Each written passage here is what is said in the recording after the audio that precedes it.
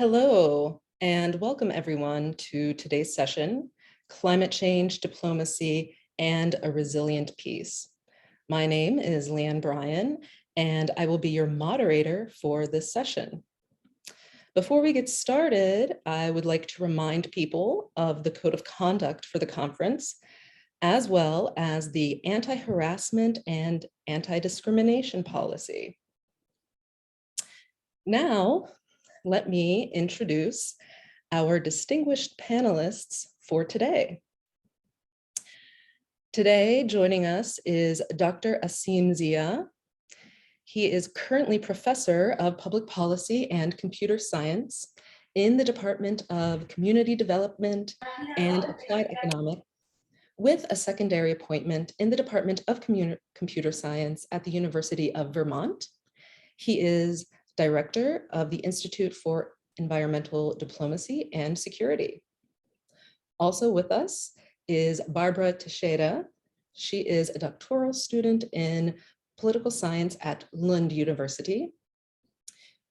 Christie Nicoson is a doctoral student in political science at Lund University. Dr. Emmanuel Sunjo Tata is a senior lecturer at the University of Boué, Cameroon, and a policy fellow at the NAFU Policy Institute of the Dennis and Lenora Foritia Foundation in Cameroon. Stephanie Wesch is a doctoral researcher at the Potsdam Institute for Climate Impact Research in Germany. So welcome everyone, and welcome our panelists for today. With that introduction, I would like to now turn it over to Dr. Asim Zia. Leanne, thank you very much for very kind introductions. I'm really excited to be part of this panel. Can you see my presentation? Okay. Yes. So I have this unenvious job of summarizing an entire book that is under preparation in 10 minutes. This is like part of an ongoing work in progress project that I've been working on for the last few years. And I'm on the hook to finish a manuscript this year, and hopefully the book would see the light of the day next year in 2023. So the title of the book is about theorizing climate diplomacy, evaluating competing frameworks, applications, and models, and kind of like the tensions that are displayed here in terms of, on the one hand side, like there is Paris Agreement confirms the irreversible transition to a low carbon, safer and healthier world where all the leaders are joined together. And on the other hand, at the same time in Seine River, the indigenous activists were taking action and protesting about their rights being axed during as part of the Paris Agreement. So it's this tension that kind of like runs through this entire book. But I have especially focused my, from the theoretical perspective, there are three major theoretical frameworks that I'm exploring in depth. So one is like game theoretical perspective. That's probably one of the oldest ones in international relations and political economy literature about understanding climate diplomacy, and that goes both comparative and cooperative game theoretical frameworks. There's also more recently negotiation and bargaining analysis approaches that have been applied. And then there is institutional design framework that looks at more like legal, environmental law, rights-based approaches, for example, human rights or ecological rights approaches that need to be addressed in an effective climate agreement. And then multi-level governance approaches with Eleanor Ostrom's work more recently that goes into like how we can design these multi-level institutions and cross-scale interactions among these international to local and national institutions. And then the information theoretic, social psychological framework approaches or policy science approaches that are coming up more recently, where public opinion data sets, that the idea is that the generative bottom-up theory, that climate risk perceptions, beliefs, and values from citizens to communities and nations to coalition of nations drive the dynamic positionality of different countries during these diplomatic negotiations. So those are, it's a very dynamic perspective where the opinions of the citizens in a given community or country drive the positionality with some lagged effects of those national leaders in terms of taking a position in these negotiations, which in turn determines the overall framework under which the climate agreement emerges or does not emerge, or what type of institutions are taking shape as part of that. So these are like really the broad theoretical frameworks that are covered in this book. I'm just gonna provide some highlights in the game theoretical framework. It's been typically like a prisoner's dilemma situation. So for example, right on this left-hand side, I'm showing you the current national determined contributions under, for example, the Paris Agreement would take us to about 3 degrees to 3.5 degrees centigrade, depending on which version or which model you believe in. Even with the Glasgow, with the ratcheted up version, we're looking at about 3 degrees centigrade scenario right now. Versus the Paris Agreement goal is about 1.5 degrees centigrade by the end of this century. 2 degrees centigrade was also like part of the broader literature. On the right-hand side, you see like, if we do not, the path that we are on, like RCP 8.5 under the 5th assessment report, we are looking at anywhere about 1,500 to 2,000 parts per million CO2 concentrations by the year 2200. So the question is like, are we going to be able to have some international, national, local level action that would bring down these greenhouse gas emissions? On the bottom left, it's basically the challenges that are we're looking at in terms of like whose responsibility is in terms of moving forward. And that's been part of the discussion in the climate negotiations. So this, to sum up this, the challenge from the game theoretical perspective is this. One way to look at it is like the amount of carbon budget for example, say 1.5 degrees centigrade, 2 degrees centigrade, or 3 degrees centigrade world. According to one respectable calculation, starting from about 2010, we have about 1,443 gigatons of CO2 emissions remaining. That's the carbon budget. So the question becomes is that, we have enough coal, gas, and conventional gas to oil to like fill this budget and actually go all the way to 1,700 plus parts per million. That's shown in the top row of this, the fossil reserves that are available. So for 2 degrees centigrade, we need to make sure that we keep this $30 trillion worth of fossil fuels in the planetary and do not release those fossil fuels. The question is then who's gonna take the burden of release? So it's about, in game theoretical literature, it becomes principles of like equitable burden sharing, but how do you define equity or inertia, blended versions? Those have been the questions that have been plaguing this literature. People are looking at, well, if you do like say equitable principles, then these are, for example, on the left-hand side is the inertia, like you basically grandfather in developed countries and they will have more budget, a carbon budget allocated to them, versus if you do like equity principles, which are shown on the right-hand side, then like the countries like India and the developing countries would have more carbon budget.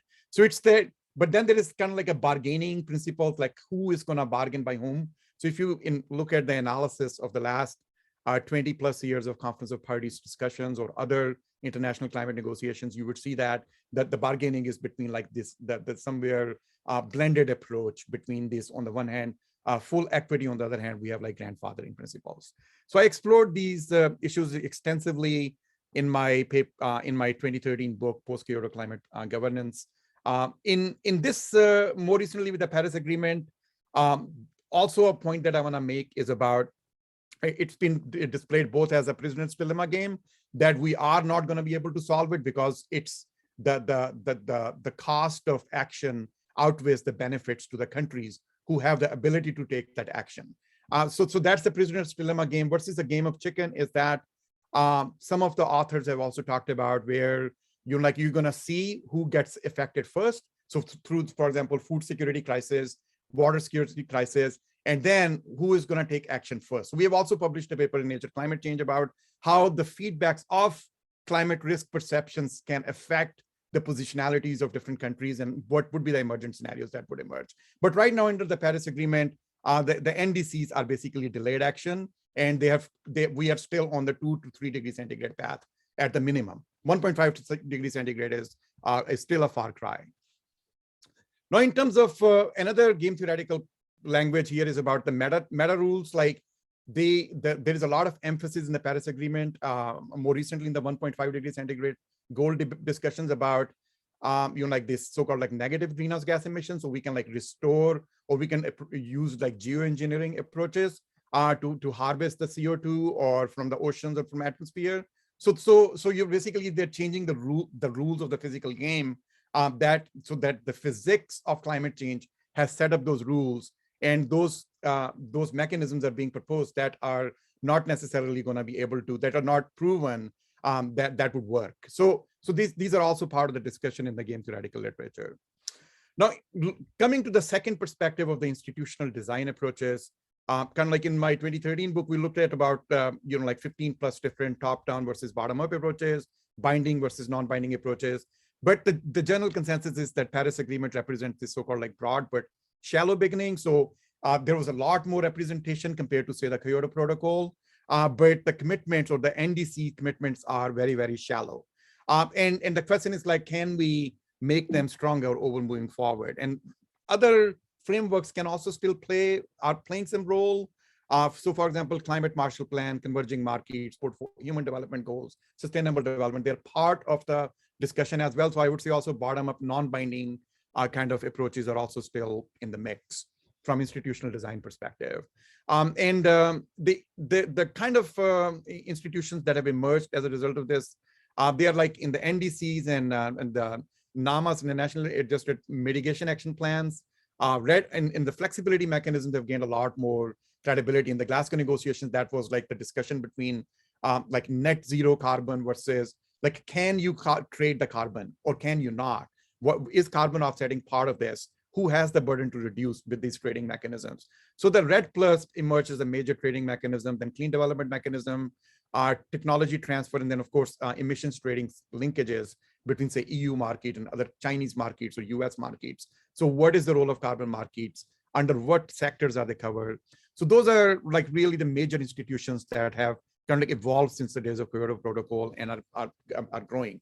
But if you look at the big pie of, like, say, this is just a 2010 CO2 greenhouse gas emissions, the distribution. So we don't have like really like a global, apart from the ETS, like a global mechanism that takes care of all the sectors. It's like RED Plus is really focused on forestry, clean development mechanisms is typically on industry, the energy sectors, and also cover like in that CDMs in some countries, and NAMAs or like these are typically for transportation and buildings. We really don't have a lot of sector focus on the sectors. So in the interest of time, I'm gonna like skip my like a lot of discussions about the RED Plus mechanism, but just go to the summary of my conclusions in that space is that when we, for example, we published extensively on the RED Plus mechanism implementation in different countries, that it is kind of like there's a lot of over-reliance on unproven institutional mechanisms where, for example, RED Plus emerges as a big winner in the Paris Agreement, but majority of indigenous groups are not on board. There are tenure right issues, there are leakage and additionality problems in terms of measuring where the carbon emissions are. So if you, for example, conserve a forest in Brazil, the same project can be launched in a neighboring country. Or in Indonesia. So it's like it's called, that's known as a leakage problem, an international leakage problem. There's also like emission trading mechanisms. The price of the carbon has not been at the level that was anticipated to be, or there are also other kinds of limitations in these sectors. Then finally, I just want to like point out the information theoretic approach very quickly, just an example where we've been doing work where we can take these public opinion data sets, apply AI and machine learning algorithms, and then use those to predict the public policy support for climate policy in a given country. So I was gonna, we have a paper right now under review that kind of like focuses more on like looking at, for example, in the US, we looked at 10 years of data set and predicted the support for climate policy in that between 2008 and 2018, like as the Obama to Trump transition and all that. So it's been, that is the US position has weakened with the Trump administration, but overall climate policy has not taken hold in the US. It has failed the Senate multiple times whenever it has been pitched in the US Senate. So what we found is that it's according to this analysis that only 27% of the people really strongly support the climate policy, but 60% are lukewarm supporters, or these are mostly the independents, and 14% are strong opposers to climate policy. So it's the 60% middle of the road moderates and independents who are not really committed to climate action. So that's what we found through this model. But at the same time, this kind of work also gives us an opportunity to understand, like, well, these are the populations that can be convinced through social influence and media and communication approaches, so that they can take more action and then can force their governments and leaders to take more climate action. And we are now replicating this model in using the larger data sets from EU, as well as the Gallup and Pupil data sets in 120 plus countries, and then triangulating them using climate action tracker with these country positions during the Kyoto Protocol and the Paris Agreement. So that work is going on. Just to kind of like wrap up, I think in my last slide, I just want to kind of like finish it in 10 minutes and leave time for discussion. And then, so my preliminary conclusions about this, like the three approaches that we're looking at, is that the game theoretical models like really predict the bargaining positions of these countries very well. That bargaining positions were revealed during the Paris negotiations and in the NDCs that the countries have submitted to UNFCCC. But it also helps us understand like enabling the emergence of cooperative solutions, like where is the bargaining gap, and what we can do as citizens, as people in academia, but also in the larger, at the global scale. If you're thinking like a planet, what would be the possibility for a cooperative solution? So I think that is the power of the game theoretical analysis. And finally, it also explains helps us understand the conflict that has emerged in these negotiations, for example, between developing and developed countries. So I find game theoretical models very useful, both comparative and cooperative versions in understanding these. And I think we need to have more deeper analytical computational models to understand these better, what the power is of these theories. Institutional design perspective, I think it helps us link with the international law and governance. Institutional analysis provides learning opportunities, like we learned from CDM under the Kyoto Protocol, and now we're improving learning. That learning is also translating into the adaptation fund, or say loss and damage mechanism. So how do we, for example, make sure monitoring and evaluation of these interventions and so forth? There's also, I think, in my understanding, the impacts of power dynamics on these, how these institutional processes get designed. There's a lot of mediation that needs to happen. So for example, a lot of the critique of RED Plus or CDM is that the powerful actors can dictate the terms and conditions of those projects and programs, while the indigenous people are at the receiving end. So I think like that mediation is needed. And that's an example where institutions can be made more democratic and more inclusive as we are debating and designing those. Finally, in the information theoretic perspective, it's like complex systems, artificial intelligence, data-driven, very dynamic approach, and more data from social media, news media, Facebook, Instagram, etc. Twitter is available, which can be analyzed to understand like what are the public opinion and how we can then use the same. If Cambridge Analytica can use deep fake and fake to convince people's opinion, to trump people's opinions, no pun intended, you can also use the similar social influencing approach to make people have more environmentally sustainable behavior. I'm not saying that we should start creating deepfakes to do that. We do not need to create deepfakes to do that. Just have people realize what are the benefits of their action and how that would contribute to collective action. So that opportunity for influencing public opinion is very important at environmental education. And finally, climate informatics and conflict informatics can also be very useful in building resilience. So a lot of the work that I'm doing, for example, in this conference, we are organizing securing clean water in transboundary systems, 2 roundtables, and there's a lot of discussion about how we can harness climate informatics, say early warning, early action systems, and other kinds of approaches to build resilience in the face of climate change. This is all of my presentation. Thank you so much. I hope, Leanne, that I did not run over 10 minutes, but if I did, I'm sorry for that. Thank you. You are absolutely on time. Thank you so much, Dr. Zia, for that interesting presentation. Before we move on to Ms. Teixeira, I would like to invite all of the people joining us today to just write your questions in the chat. We will address those after all of the presentations.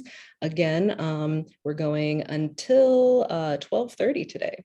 So with that being said, I will turn it over to Barbara Teixeira. Great, thanks, Leanne.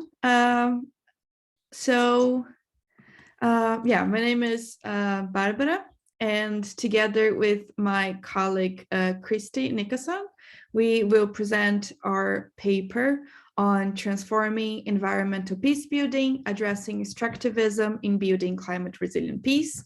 And I want to say that we are both teaching a course on environmental peace building for the Peace and Conflict Studies at Lund University.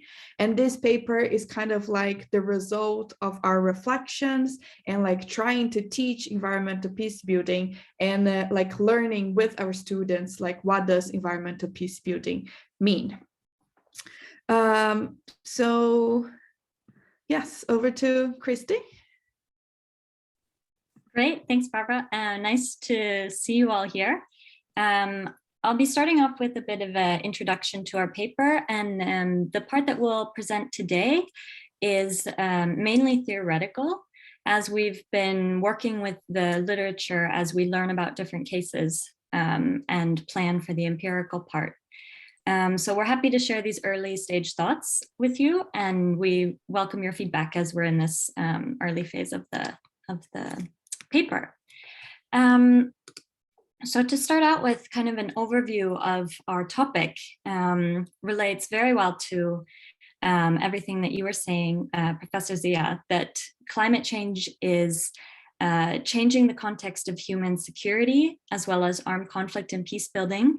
And so we've seen increasing calls to have this included in research and policy, especially related to peace building processes, to consider how environmental issues relate to questions of peace.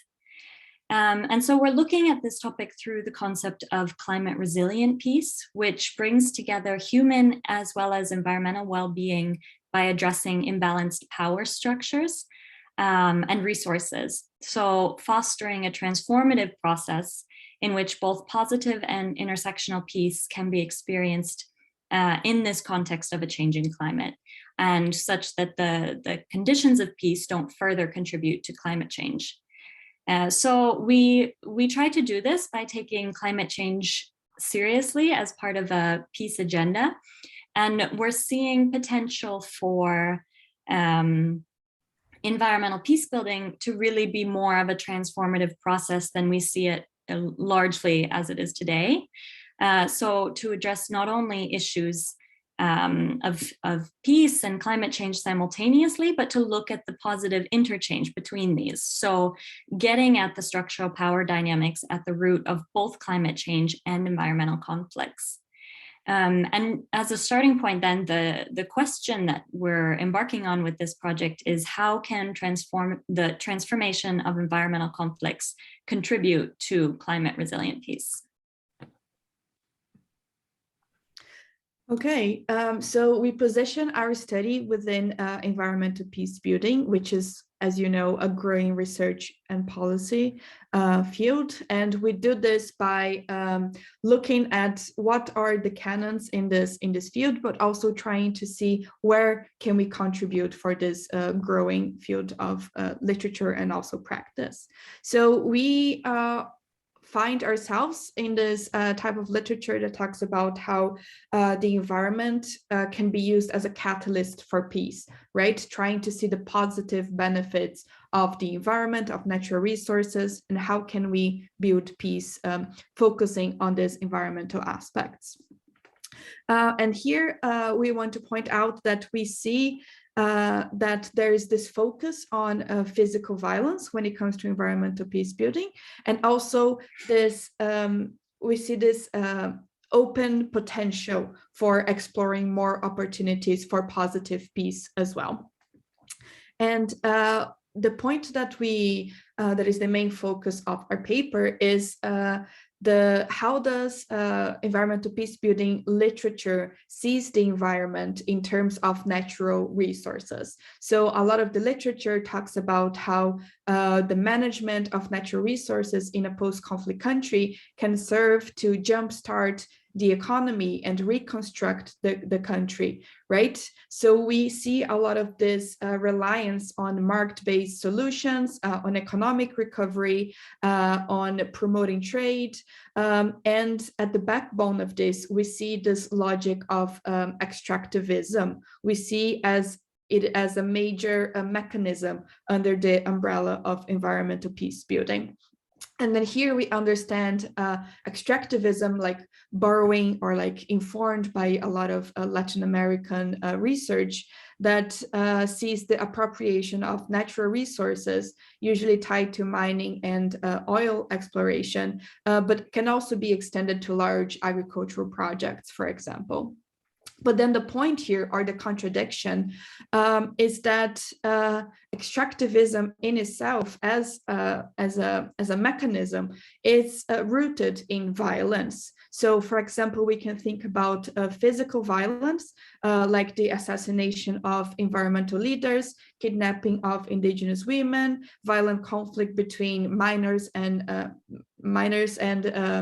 local populations, but we also see other kinds of violence like structural violence, but also slow violence. So we can talk about like political marginalization of local communities living in extractive zones, economic destructuration of those communities, and an increase in transmission of preventable diseases like COVID-19, for example, or malaria amongst indigenous populations.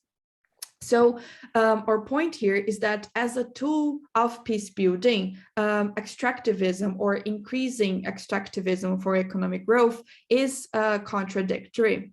So while extractive industries have been used or marketed as capable of creating peace or building peace through development, we know that these models and activities have led to the destruction of environments, extinction of species, human displacement, human rights violations, land dispossessions, and killings of environmental and land defenders. So if environmental peace building aims to address environmental issues alongside challenges of peace, this is kind of at odds with the violent structures that underlie this capitalist economy and expansion. So in order to avoid entrenching inequalities and escalating conflict, we argue that peace efforts should take into account understandings of peace beyond the absence of physical violence and include those that contribute both to environment and climate change.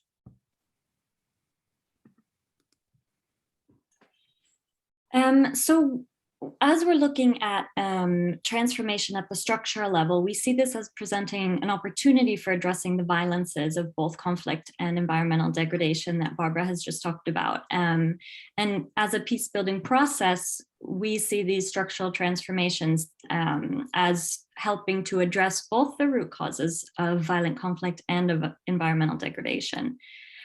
So our paper is joining in calls that we see for more holistic societal shifts or transformations. And we're therefore turning to the well-established theories within the field of conflict transformation to draw on this. To kind of the basics here are that conflict transformation sees a conflict as a process and as part of social interactions rather than as an aberration or a limited event. And then the potential for change here lies in the ability to recognize and understand and redress what has happened through the course of this conflict, so as to create new structures and ways of interacting in the future. And so within this field, this broad field of conflict transformation, we're drawing on a framework from Rodriguez and Inturius for conflict transformation, more specifically in the context of environmental conflicts. And their model focuses on historical and relational power structures that underlie structural and physical violence. And it's really centered on the power of agency to impact hegemonic power. And so looking at this model, environmental conflicts can be transformed through these agents, through the power of agency, as exercised by those who might be excluded. So those who maybe don't experience peace in the context of an environmental conflict, either through the means of exercising material resources, solidarity, information control, human resources, or maybe cultural resources towards their goals. And this power impacts the individual as well as the structural level. So via, for example, institutions and frameworks, or at the cultural level through discourses, narratives, values, worldviews, etc. So we have developed this idea around extractivism, and we've created this figure to like illustrate the model, but it is not meant to represent like an essentialized or exhaustive list of impacts, but it's like meant to illustrate various symptoms of violence stemming from extractivist logics and activities. So in this visualization, extractivism represents the core level, while it impacts the outer circles representing the symptomatic level. And in the middle level, like the dark blue circle, lies the different types of power, which are adapted from the Rodriguez and Inturia's model of strategies to impact dimensions of dominations. So what we show here is that through the power of agency at this intermediate level, like structural, personal, or cultural types of power, there is the transformative potential to disrupt the extractivist system and processes of environmental and social violences. And then this focus on power relations in conflict transformation, we suggest would like allow scholars and practitioners of environmental peace building to avoid reproducing patterns of dominance, exploitation, and environmental degradation as well, which are present in this activities of capitalist expansion and extractivist activities. So what we're arguing is that environmental peace building as it is right now, what it is doing is addressing the issues like at the outer circle, which are the symptoms of violence or the symptoms of the conflict, instead of addressing the root causes of the conflict, which we argue is the extractivist logic. So we're still developing this theoretical framework, and we're thinking about our research design. But one thing that has been very important to us is what are the actors that are capable of this social transformations, structural transformations. And we really want to look towards local groups that are living and resisting extractivism, and that by resisting extractivism and extractivist activities, that they are themselves actors of peace building and of transformative change, because they are trying to build this alternative, right? Moving very much towards this positive peace approach of kind of neutralizing or addressing, negating the various sources of violence that exist in these settings. So that's all we have for today, but we really welcome any comments and suggestions. So thank you so much. Thank you, Barbara and Christie, for that really interesting topic. I feel like this weekend I wouldn't mind reading your paper that you've been working on. So just another reminder to everyone in the audience, if you have any questions, please feel free to put them into the chat and we will address them after all of the presentations. So moving on, I would like to turn to Dr. Emmanuel Tata for his presentation right now.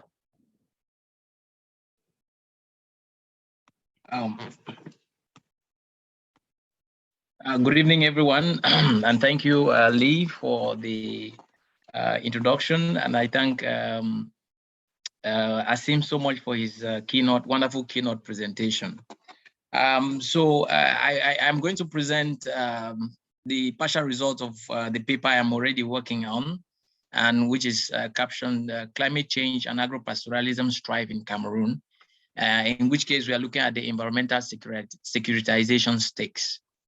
Now we know very well that climate change is actually exacerbating existing conflict, especially within the domain of scarcity of natural resources in the face of burgeoning human populations. And so agriculture in Cameroon is a cornerstone of the economy of the country, and agro-pastoral activities are a significant boost to this activity.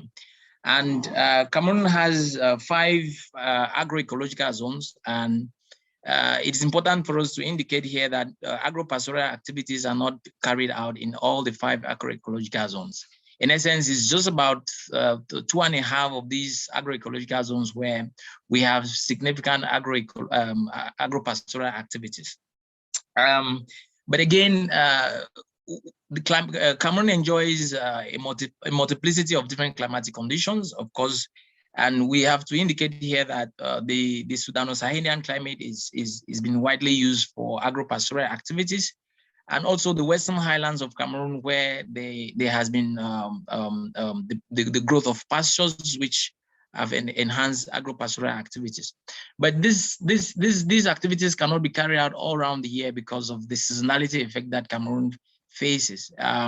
In fact, much of the stable climatic conditions in Cameroon are enjoyed within the forest zones, which are infested by diseases that attack cattle, and so that definitely limits the area in which pastoral activities are dominant.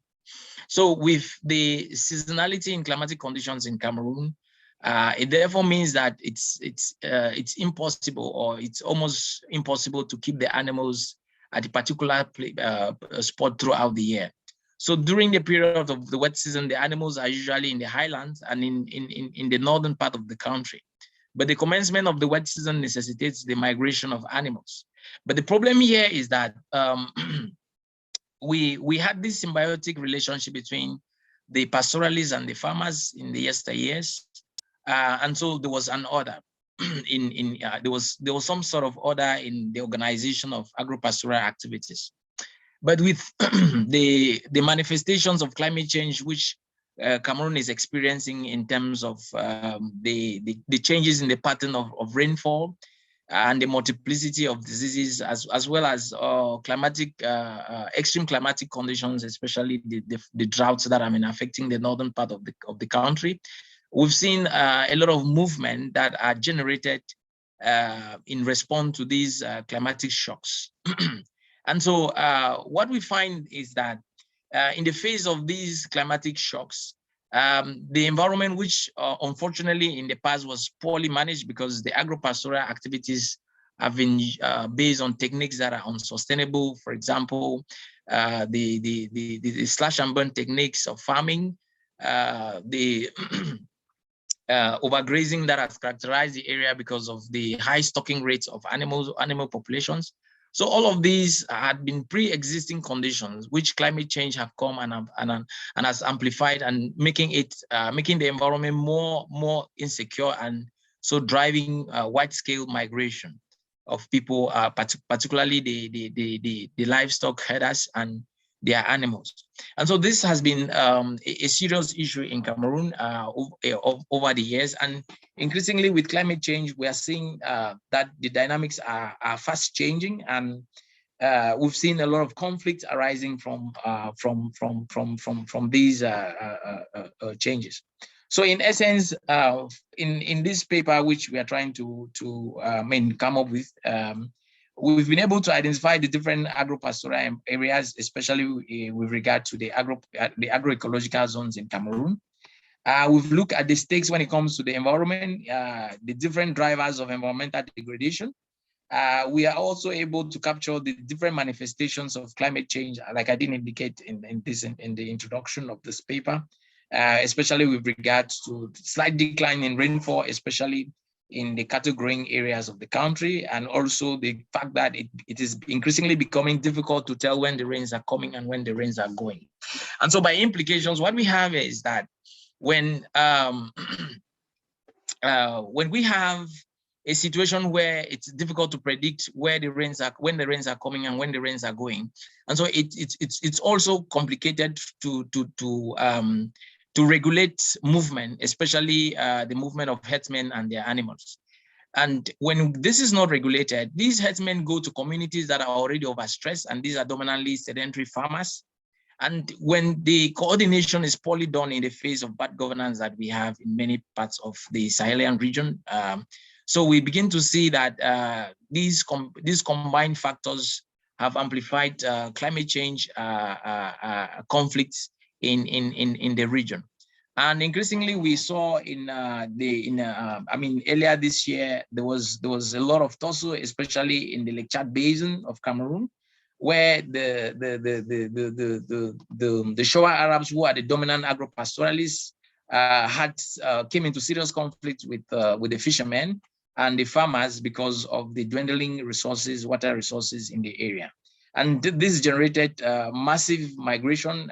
We have about 800,000 Cameroonian refugees in Chad because of the conflict that erupted from this particular incident, where a fisherman stopped a herder from grazing his animal in the water resources around the shore of Lake Chad. And so we see the conflict generally led to about 60-something fatalities, and which, as I said,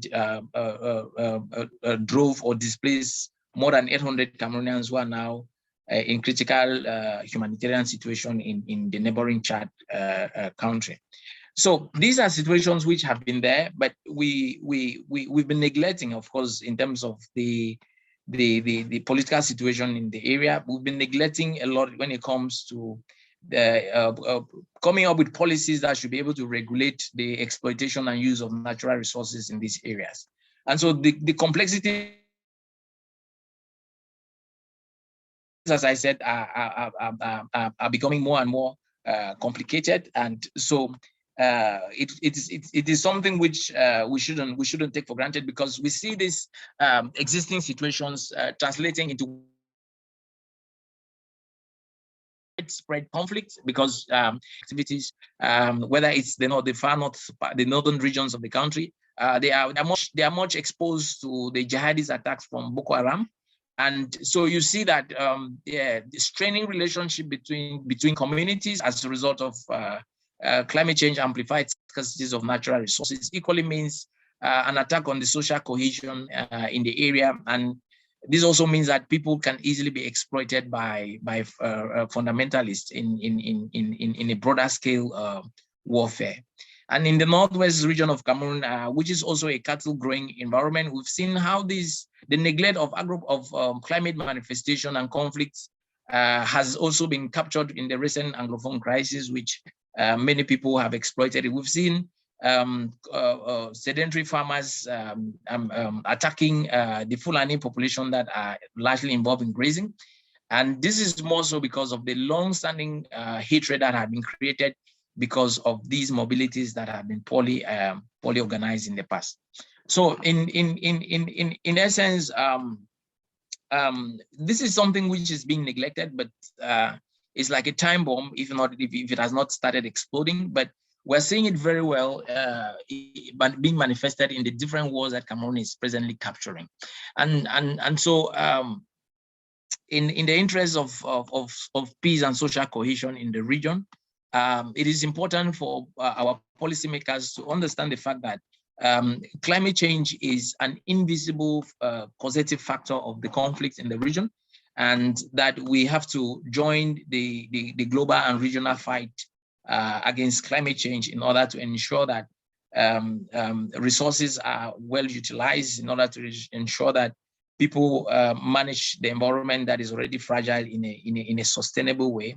And in this context, we think that it's important. The peace and social cohesion, which is highly needed in the area, can be guaranteed. Of course, so one will ask the question that in specific terms, what are the different climate change manifestations in the area that we're talking about? I did indicate rainfall variability to have been one of those, because rainfall is increasingly being seasonal, and as you move away into the northern section of the country, that's where you actually feel a lot of seasonality in rainfall, and you see declines in rainfall amounts. And the high temperatures we've observed in the region, they have all resulted in an increase in evaporation rates and the drying up of water points, which have been heavily utilized for agrarian activities. And these reductions or scarcities in water and as well as pastures is happening at a time where many people, the population is growing, the population of humans are growing, and also the populations of animals are also on the rise. So if we do not do something in terms of actually capturing the situation as it is on the ground, and if we don't advocate for effective policy implementation to address climate change and also to address environmental degradation in the area, I think this environmental challenge is going to degenerate into a full-scale instability in the regions which are dominated by agro-pastoral activities. Again, it's a little bit tricky because we find most of those who are involved in these activities are not very much educated, and so it's much of the activities have to be done. I mean, the lead has to be in the governance process. We've seen cases where, of course, this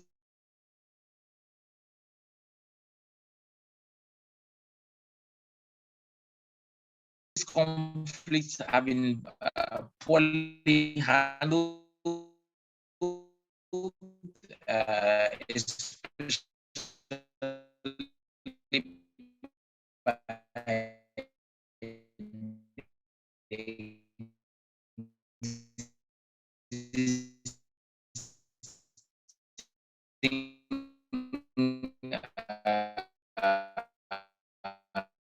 at the global level, there are policies,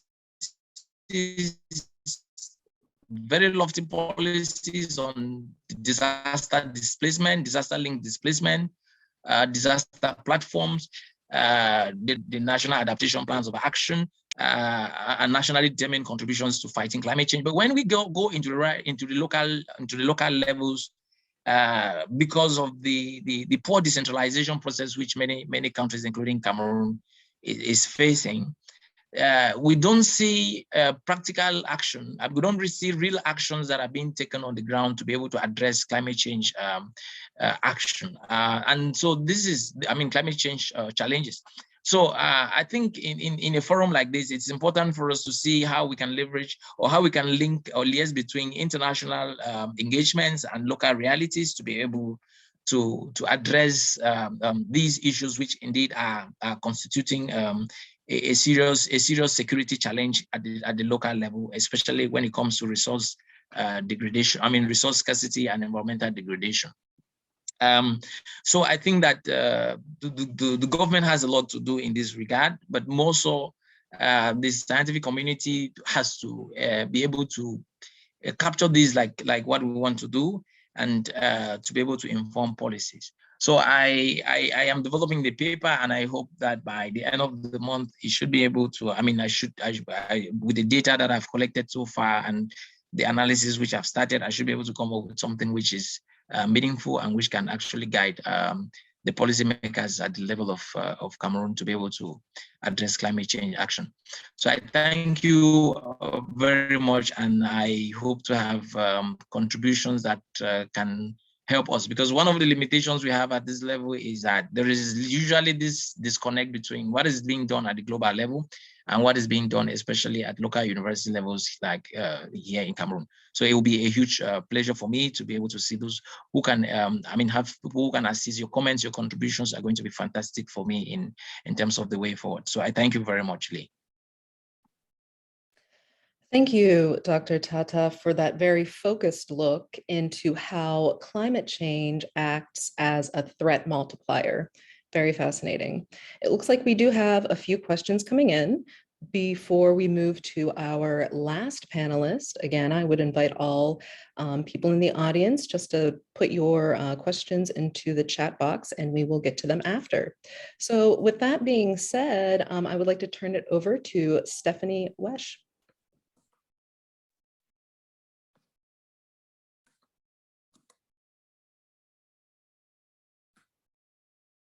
All righty. Everything okay with the screen? Just a little thumbs up. Perfect. Yep. Well, thank you very much to Emmanuel for actually giving the context of pastoralism and the difficulties under climate change impacts in Cameroon. That was quite insightful, and hopefully I can add a little bit to this. So just for a little introduction, this is a paper we've been working on. It's Fulani Identity in Crisis, Climate and Social Pressures on Pastoralist Livelihoods and Their Implications for Armed Conflict in Burkina Faso. And at this point, I'd also like to thank the co-authors. This is Jana Reinbey, Christian van Zoost, Jürgen Schäffran, Christoph Gornat, and Kira Finker. Now, this work was funded by the Ministry of Foreign Affairs in Germany within the ClimSec project, and different work packages included crop modeling for sorghum, maize, millet, cowpea, as well as the social scientific dimensions on climate impacts and physical security. Any pictures I'll be sharing throughout this presentation from field work are anonymized since the topics are sensitive. But I think it still gives a nice little view into the field work. About the conflict background, in recent years, locally grown Islamic extremist group Ansarul was founded by a charismatic Fulani preacher in the Sahelian Burkina Faso. Also, government forces are accused of human rights abuses, and so-called self-defense groups have increased their operations, and NGOs are generally reporting the targeting of Fulani pastoralist communities with often deadly consequences. And finally, there was recently a military-led coup on January 23rd of this year. So all things considered, Burkina Faso has been grappling with increasing instability within the last 10 years. Stephanie, I'd like to stop you right there. It looks like we're seeing the presentation mode. So if there's a way to... You're seeing presentation mode? Yeah, the presenter mode. Yes, we're seeing the presenter mode. So we can see your notes, and the slides are rather small. All right. Okay, let me start again then. Let's see if we can manage this.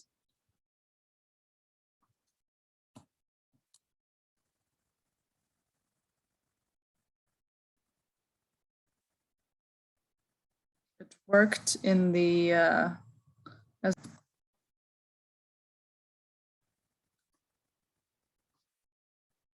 see again if we can just going. Is it the same? So it's a little bit different. Perhaps if you,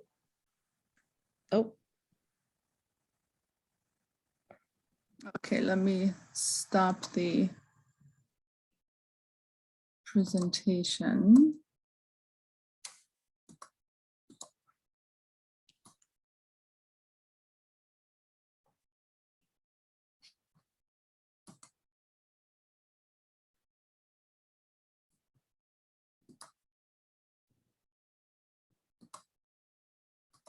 One second, I think I got the trick.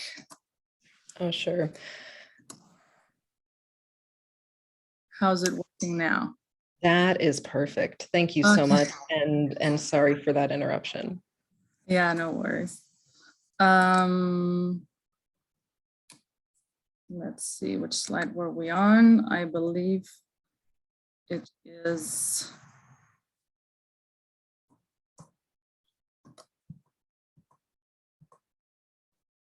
This one? Yeah, okay. Yes. Okay, so sorry about that, but thank you for letting me know, because otherwise I wouldn't have known.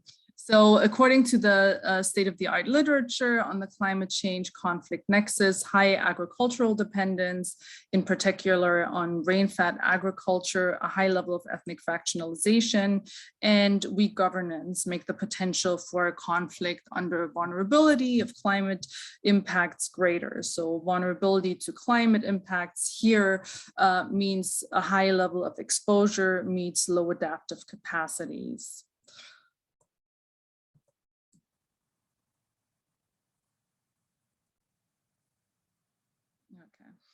Okay.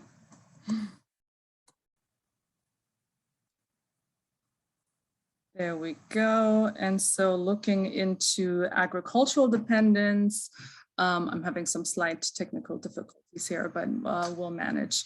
So 80 to 90% of the population of Burkina Faso are indeed engaged in smallholder or subsistence farming and have a rely on agriculture activities for their food and security and livelihoods. So agricultural production is primarily subsistence-based as well as rain-fed, which makes it particularly vulnerable to climate change. And then cotton, gold, and livestock are some of Burkina Faso's key export, with ground nuts and cowpeas being the most important cash crops.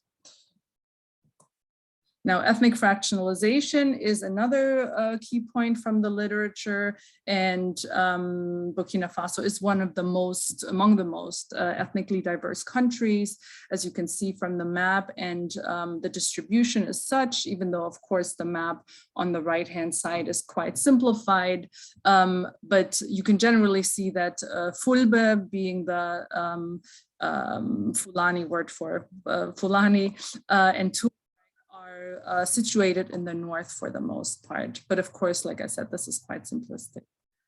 And so governance indicators is another issue. So Burkina ranks within the 25th to 50th percentile of good governance. And this certainly has implications for adaptive capacities. And certainly after the recent coup, I assume that this ranking will actually certainly go down.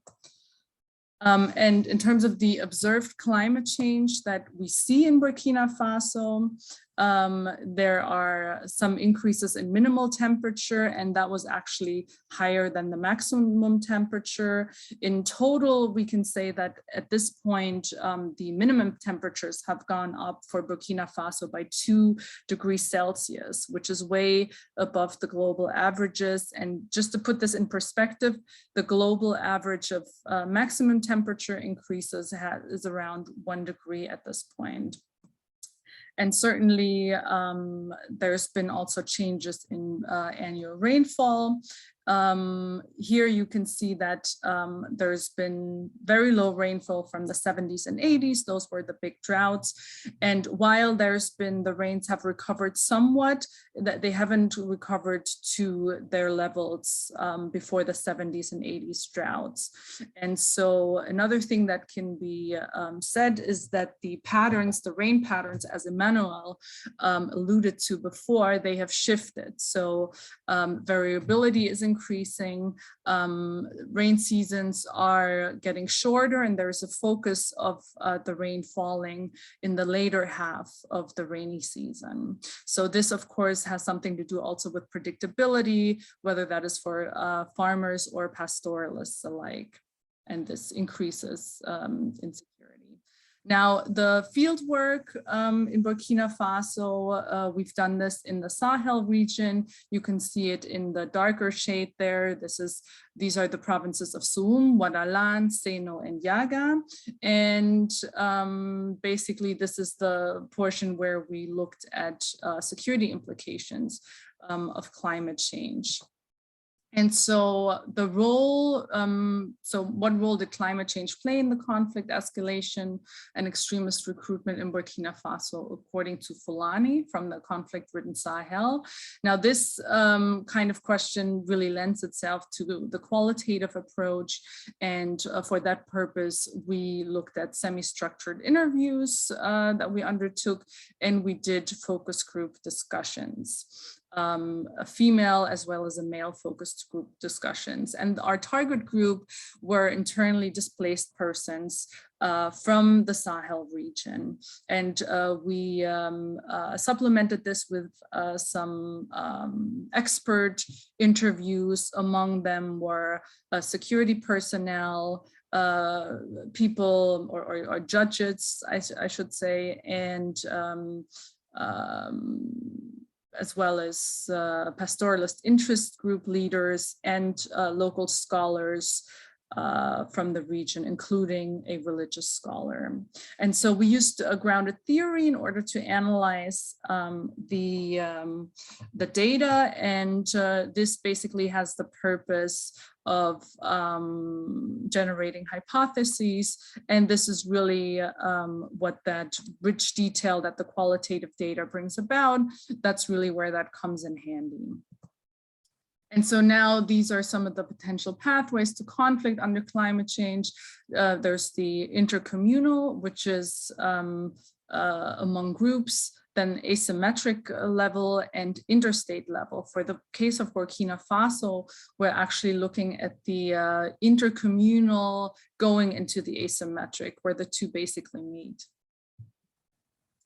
And now, again, some of the pictures I've just anonymized, but it still gives an impression of the field work because it's very sensitive topics. And so, yeah.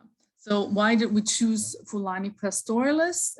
First of all, they're very vulnerable to the impacts of climate change, just because of the nature of the transhumans that Emmanuel also alluded to, which is the seasonal migration among humans and their cattle, or their livestock, I should say.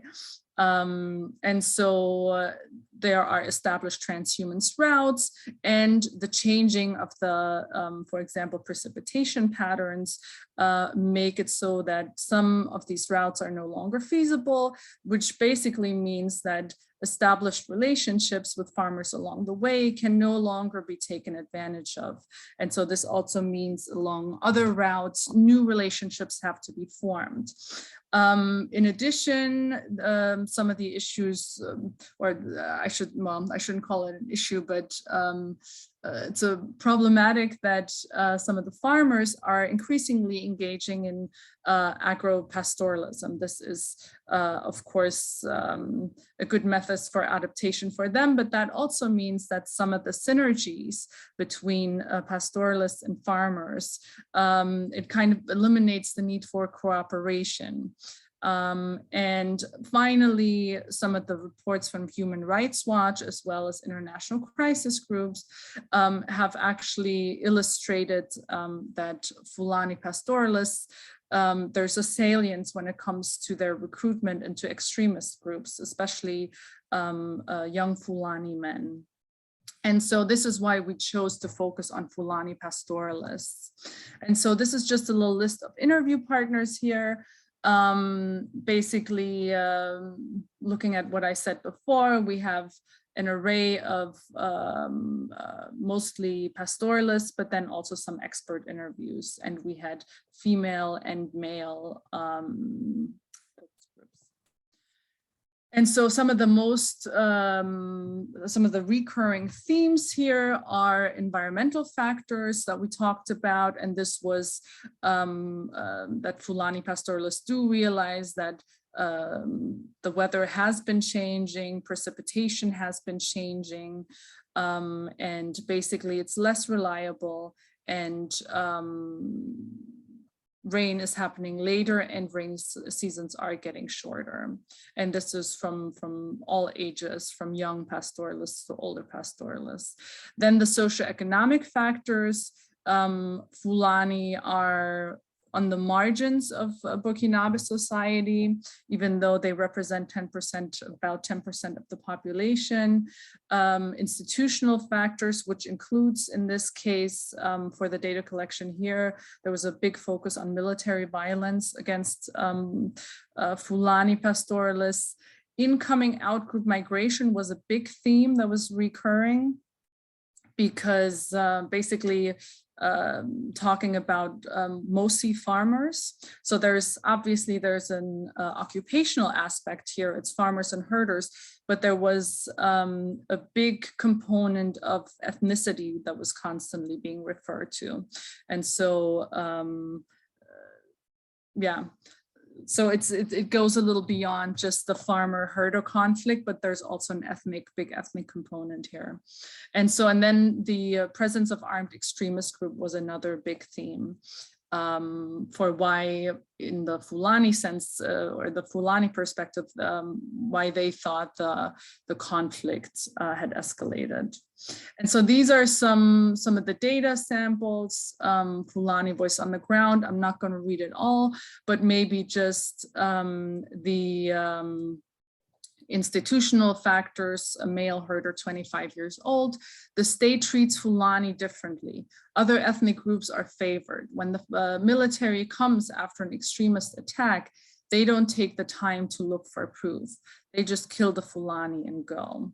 So that's one sample of the data. And another one that I thought was really interesting because it really shows the interaction of different drivers, of different conflict drivers. And so the male pastoralist here, when talking about having to sell sick cattle due to drought and to a lack of pasture, he said, if you take 2 or 3 cattle to the market to sell, they think that you are selling to join the extremist groups and that you will leave.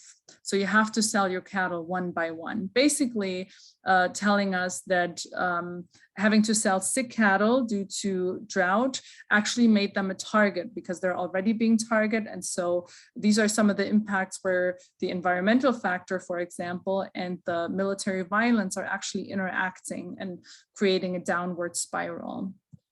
Now, this is the conceptual approach we arrived at. Basically security forces, armed extremist groups. So in the dark blue, you can see the factors that are some of the conflict drivers that are interacting. You have incoming outgroup migration, political marginalization, socio-economic factors, and environmental factors. Basically, Fulani are pitted between the security force violence and the armed extremist groups. And this actually has an effect on Fulani identity because they feel like they're losing their dignity, their pride, their herds are shrinking according to them. And so because this is very strongly, their occupation is very strongly tied to their sense of group identity, this negatively affects them and can lead to internal displacement.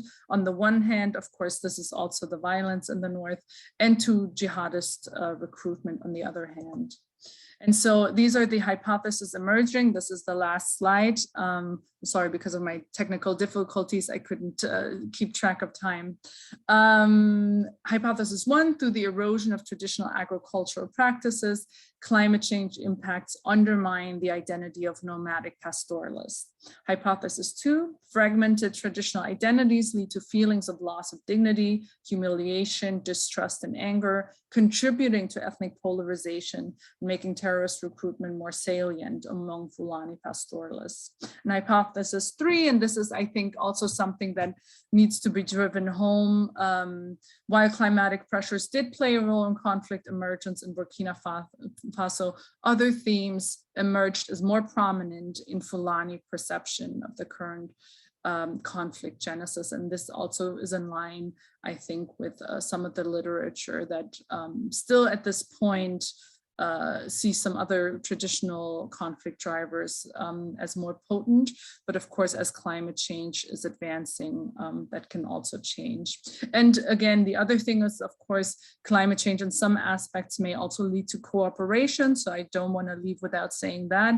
But of course, in the case of Burkina Faso in the north, where there's ongoing conflict, I had to put more of a focus on actually talking about the conflict and less about cooperation. But that would also be interesting for further research. Thank you so much. Stephanie, thank you so much for that thorough and interesting research data and findings. So with Stephanie being our last panelist, we will now start the Q&A session of today, or section of today's session.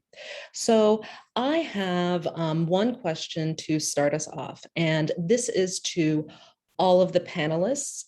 Anyone feel free to chime in with your input. So throughout the presentations today, it seemed like the theme of the need for transformation, the need for recognition of these issues is really key. So in your opinion, who are the actors that are currently like equipped to execute your recommendations for peace building? Who are the actors that will be involved in this transformation towards peace building through environmental actions? Leon, if I may take a stab at this to begin with, I think like from the perspective of reducing greenhouse gas emissions, as I mentioned, like there's a very tight carbon budget, and all of us are emitting with various different countries, and different people within the same countries have very different carbon footprint in terms of the greenhouse gas emissions per capita. Like in countries like United States and Europe, it could be as high as 20 to 50 tons per year per person, versus in like places like Burkina Faso, it might be even like 1 to 2 tons per year. I think the question here is really from the greenhouse gas mitigation and carbon, like climate change mitigation perspective, because climate change is a threat multiplier, as you heard, and things can get really bad. They're already happening in places like Sahel and Arctic, but I think if we don't, it's also going to start affecting, it's already affecting us in the rich countries as well. So the mitigation perspective, the people who are responsible are all of us, because we have to think about transformative reduction in the carbon footprint. Mitigation is the best form of adaptation. I still believe in that. I think that we need to take very, very strong climate action, and Paris Agreement is very weak, and it lacks accountability and lacks enforceability. Countries like Brazil joined and then they left, or they're saying that they're going to weaken their commitments. And in Kyoto Protocol, other countries like Canada basically said we're not going to follow through on our commitments. So I think like these kind of issues like of accountability and enforceability are also very critical, not only at the nation state level, but at every person who's contributing by the act of consuming energy, by the act of eating foods that create greenhouse gas emissions, by living in the houses. So all of us must bear the responsibility and we can all be peacemakers. Thank you, Dr. Zia. That's some really interesting insight. Not only is it like the governments and institutions, but we each as individuals have a duty to do our fair share. Thank you.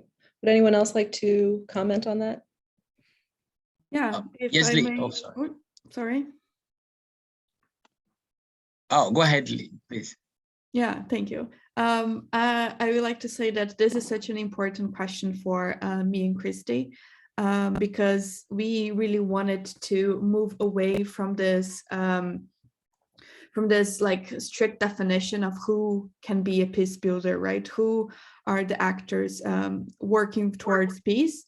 And then for us, looking at the groups that are already resisting both climate change and extractivism, they are the ones that I think that we should look for, and like amplify their voices and amplify their struggles, because they are already in their own way building peace. And I think that this is why we need to expand a little bit. What do we mean by peace building? Because the connection between environmental conflicts and extractivism, it's where a lot of violence is interconnected. So by taking this more open approach to peace, we can see the struggles of the local populations as a way of building peace by negating violent structures. So I agree that we should look at other types of actors at different scales to see where change can be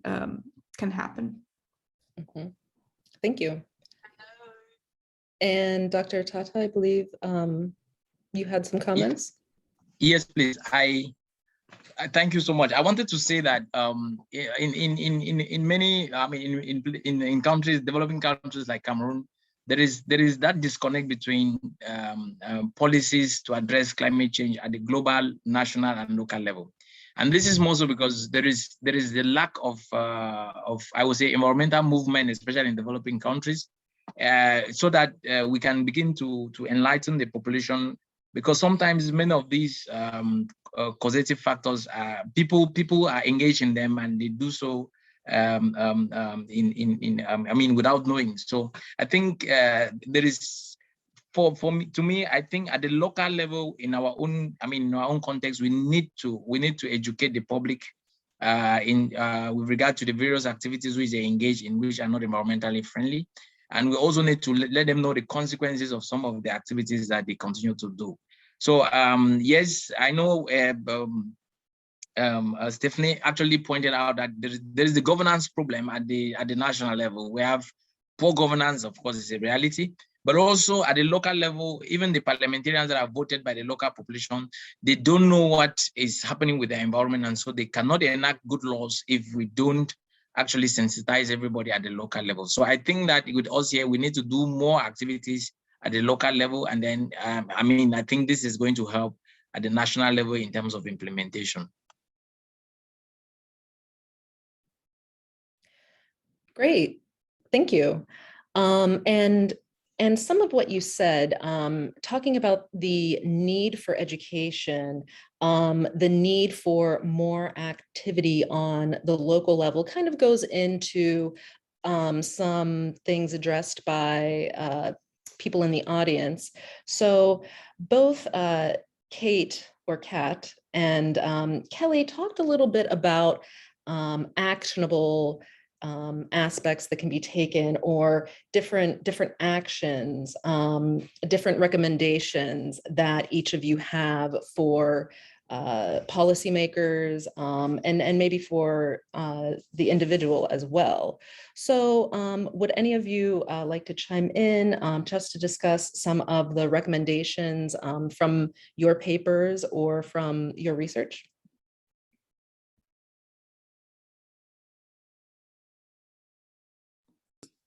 I'd be happy to take or Christie, did you want to? Okay. I think one of the things that I've noticed with all the different projects we've been doing, and I think this is no surprise, it's certainly vital to take into account local knowledge, whether that's local knowledge at the national level, or when we're talking about pastoralism, and Asim, we talked about this earlier on, Fulani traditional knowledge, for example. But the way the funding system is set up, I find it is very difficult. For example, when we here in Germany call for projects, basically you come in with your idea as the institute, and of course we have the means to set someone aside that is paid, that can write a proposal, project proposal, right? But at this point, it would already be super helpful at this early stage point where we're envisioning these projects, already having your local partners. But that's not feasible, because when you're not paid, it's difficult to involve people already when there's no funding yet.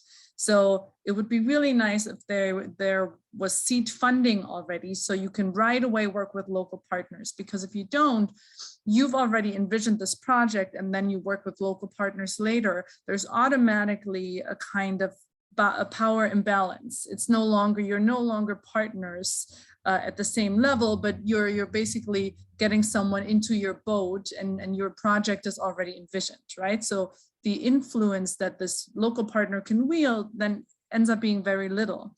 And I think it's a bit counterproductive. And just in terms of fairness, I think that would be lovely. And also having science work together with more closely with some of the implementing partners of, for example, adaptation projects on the ground, really having them work together, that would also be really, really helpful, because we produce a lot of papers in science, but the implementing agencies and partners on the ground in the countries, they don't necessarily have time to read our papers, which are also not very accessible in terms of language. So having more practical cooperation there, I think would be helpful.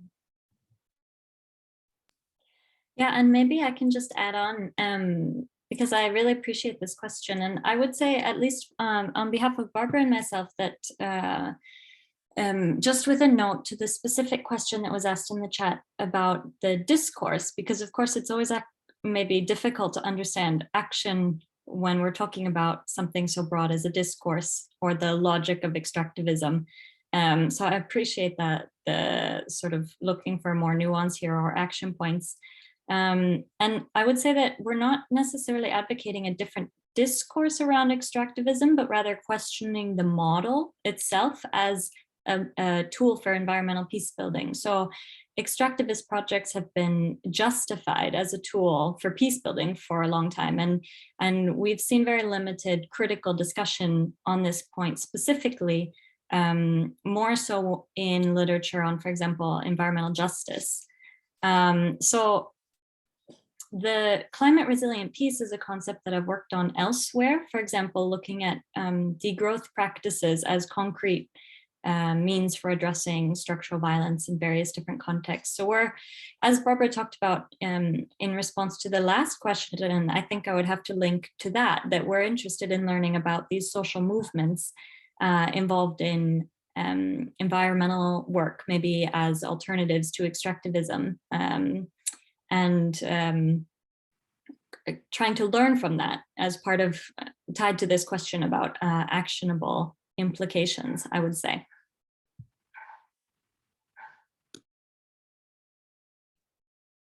Great, thank you so much. Would anyone else like to add to that?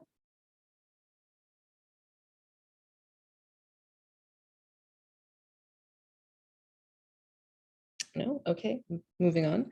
I have another question that anyone can chime in on, but maybe it's a little bit more focused for Dr. Zia. So you had talked about the Paris Agreement, and you used the terms broad but shallow. I was wondering if you or anyone else had any recommendations or any ideas or any examples for some sort of mechanism or agreement or diplomacy that would, you know, really make or create a robust response to climate change, rather than just having a broad sort of shallow response, if that makes sense. Yeah, but I can take a stab at it in the sense that, you know, like the international cooperation at such a massive scale, when we're talking about trillions of dollars worth of investments and reinvestments needed in energy, transportation, food, agriculture, and forestry sectors, that requires you know, like a very different paradigm shift and transformation in terms of like how we are going to change this carbon footprint. Basically, it's a waste stream out of our human activities that are going into the environment. So you need a lot more. It's very costly to take that waste stream like carbon dioxide or methane emissions and repurpose that in a circular economy fashion into the planetary processes. So it's a challenge from the basic, but it defies the basic principles of physics. So the challenge is that there is no way out of this. For us to think that we can use geoengineering or we can use this, I was alluding to that we can just find our way out. I think that's techno-optimism. We have to figure out a way to reduce our carbon footprint. That's the only way out. We need to reduce our greenhouse gas emissions. And I think like there are ways, there are technologies that exist, but that would require initial upfront investments. So we need to deepen that commitment. And I think that example of international treaties where we started shallow and then we deepened our commitment over time, those exist in some sphere. So I'll give you the example of, for example, the Montreal Treaty that was like for chlorofluorocarbon and the acid rain challenges. So I think like those were, you know, like that was a good success in 1989 that started broad and shallow, but in 5-6 years, those commitments were deepened in terms of the reductions that different industries said they would do. So in the case of Paris Agreement, we have Now we need to have a more stringent and more deeper cuts in the emissions, and the mitigation rate should be increased from current, like say 1 to 2% per year to anywhere from 5 to 10, 15% per year for many advanced countries, but also rapidly developing countries need to have higher mitigation rates as well. So I think like we need to move beyond the discussion of peaking emissions to more like more ambitious mitigation rates. So there is evidence that we can do that.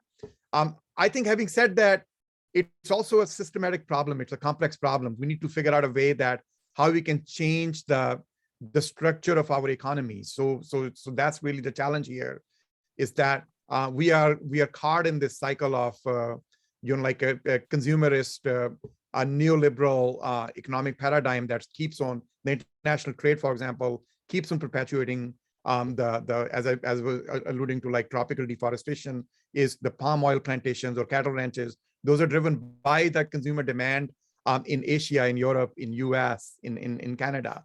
So we need to figure out a way that how we can make international trade use that as a leverage point and not let it go through. So that's the kind of learning in designing the institutions, that we can figure out ways to where are the leverage points and where we need to intervene. Great, thank you so much. And with that, it looks as if we are out of time for our session. So again, thank you so much to the organizers, and thank you so very much to the panelists for fantastic presentations and a lively discourse. To each of you, I hope you have a wonderful day, and thank you. Thank you very much. Thank you. Thank you very much. Thanks, everyone. Thanks, Leanne. Take care, everyone. Bye.